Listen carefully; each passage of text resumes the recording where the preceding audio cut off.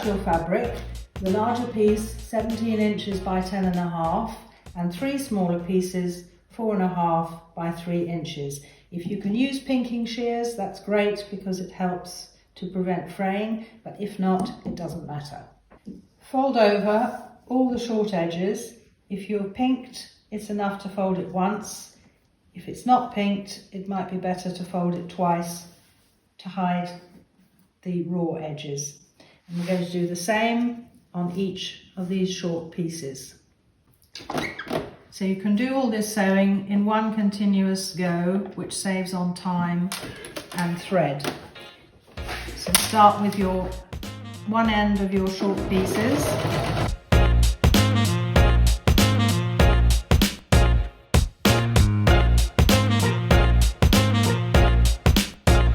And then the shorter end of your large piece.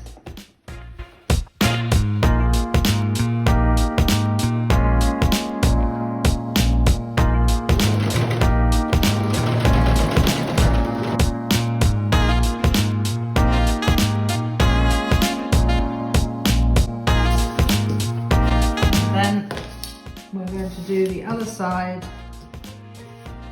of your short pieces. So clip them off.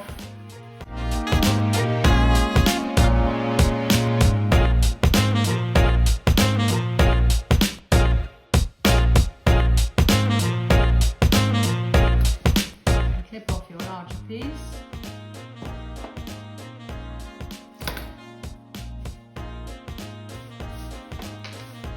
Left with is a larger piece turned down both ends. So fold up your long piece to near the top and flip down the other side so that the edges overlap.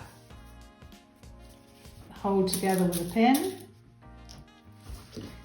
This is going to provide an opening for you to put in a liner if you want to. Check that your ends are the same and then stitch down both sides.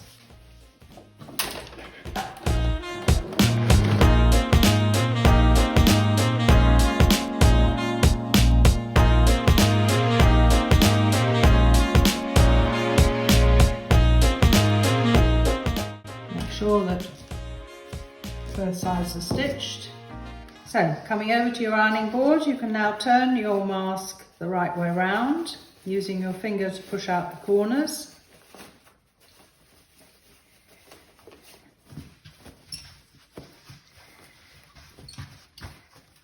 Pull it into shape.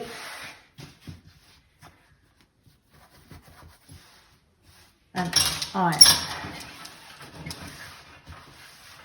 Making sure that your flap is lying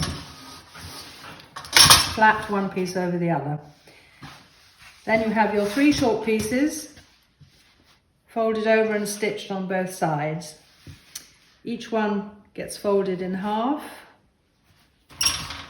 press, and then tuck in each end, fold over so they meet in the middle, and press again. So take one of these pieces. This is going to be the bridge you're going to put across the top of your mask to hold your nose piece. So your nose piece can consist of a cutout strip from an aluminium foil tray. You could use some garden wire, or you could use a pipe cleaner, which will allow you to press the middle of the mask over your nose and create a better seal. So depending on what you're using, you need to make sure that your bridge is the right size. So we're going to stitch the nose piece onto the mask, back stitching each side for strength. So start a little way over your nose bridge and back space to the edge, just over the edge, and then forwards to the other side, just over the edge and back. So fold down one pleat, pin, and then a second pleat,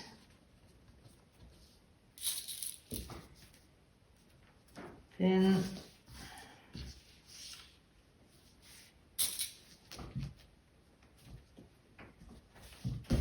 Then take your other two short pieces, which are going to provide a sandwich for each end of your mask. Fold it over. Make sure the edges meet. At this point you can tighten or release your pleats so that your sandwich meets the ends of the mask at both ends.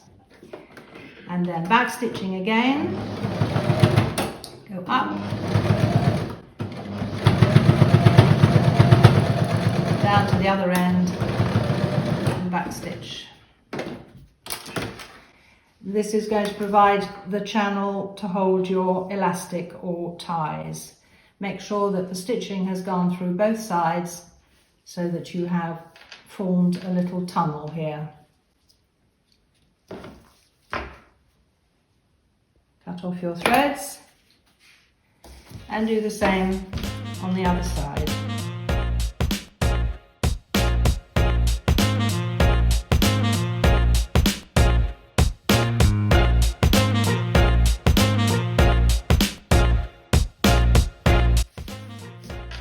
And there you have your mask ready to fit the elastic in the sides.